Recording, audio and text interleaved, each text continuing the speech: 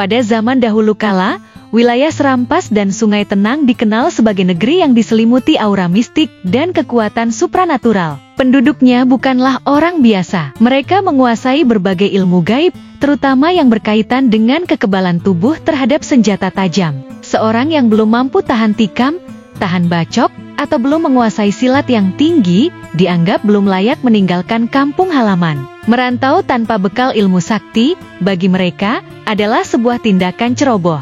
Masyarakat Serampas tumbuh dalam lingkungan yang keras, namun mereka menjunjung tinggi kehormatan dan adat. Ketertutupan mereka bukan tanpa alasan. Mereka percaya bahwa kekuatan sejati lahir dari dalam, bukan dari pengaruh luar. Oleh sebab itu, hubungan dengan dunia luar cenderung dibatasi, dan setiap orang luar yang datang harus tahu adat, sopan santun, dan tahu diri. Suatu hari, datanglah seorang pendekar dari negeri Rawas. Ia sedang dalam perjalanan menuju Kerinci, dan memutuskan singgah di Serampas. Penduduk menyambutnya dengan tangan terbuka. Seperti kebiasaan mereka, tamu apalagi seorang pendekar harus dihormati. Mereka menawarkan tempat bermalam yang layak, di rumah seorang tokoh setempat. Namun, dengan sikap pongah dan penuh keangkuhan, pendekar Rawas itu menolak dengan kata-kata yang menyinggung.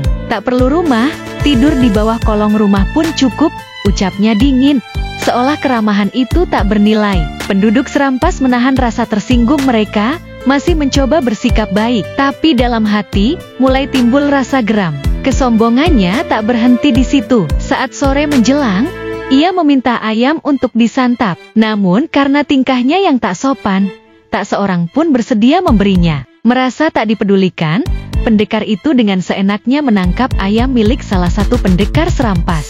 Ia menyembelih ayam itu, dan dalam pertunjukan penuh kesengajaan, ia mencincangnya di atas pahanya sendiri, menggunakan pisau yang sangat tajam. Anehnya, kulit pahanya tak robek sedikit pun. Ia tertawa sinis seolah berkata, "Inilah aku, pendekar kebal dari Rawas." Pameran ilmu kebal itu, yang disebut Temun Jati, membuat warga Serampas semakin kesal. Namun tak ada yang langsung bertindak. Esok paginya, pendekar Rawas itu melanjutkan perjalanan dengan pongah, merasa tak ada seorang pun yang pantas menantangnya. Tapi di belakangnya, diam-diam seorang dubalang Serampas bersiap memberi pelajaran. Dubalang ini tak tinggal diam. Ia merasa harga diri Serampas telah diinjak-injak. Maka, ia mengejar pendekar Rawas hingga ke Betung Bertakuk, sebuah tempat peristirahatan yang biasa dipakai oleh para pelintas jalan. Disitulah akhirnya mereka bertemu.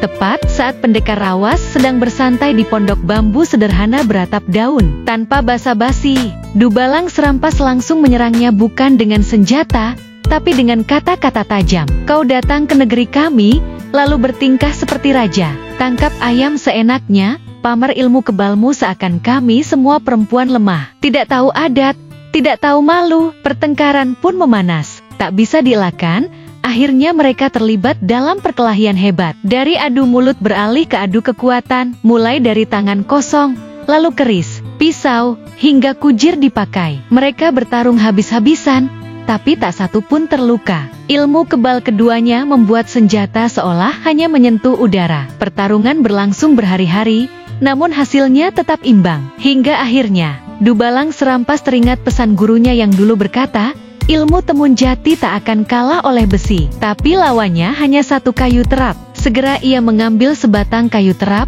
lalu memukulkannya ke pinggul pendekar Rawas. Sekali pukul saja, sang pendekar roboh. Tanpa banyak kesulitan, ia terus menghajarnya ke siku, ke kepala, ke seluruh tubuh. Tak lama, pendekar sombong itu pun tewas seketika. Tubuh tak bernyawa itu lalu dikuburkan dalam tanah sedalam 2 meter. Dubalang Serampas menghormati musuhnya meski telah mati. Ia mengakui, meski angkuh, pendekar Rawas memang tangguh. Namun, hal aneh terjadi, mayat itu terus-menerus muncul ke permukaan. Setiap kali ditanam, ia menyembul kembali, seakan menolak dikubur. Berulang kali ditanam, berulang kali pula bangkit dari dalam tanah. Akhirnya, karena lelah dan bingung, dubalang Serampas pulang ke negerinya, meninggalkan mayat itu begitu saja. Waktu berlalu, dan jasad itu lambat laun berubah menjadi batu. Batu itu duduk dalam posisi aneh. Tangannya menjulur ke paha, kuku-kukunya memanjang tak wajar. Gigi atas menjulur ke bawah,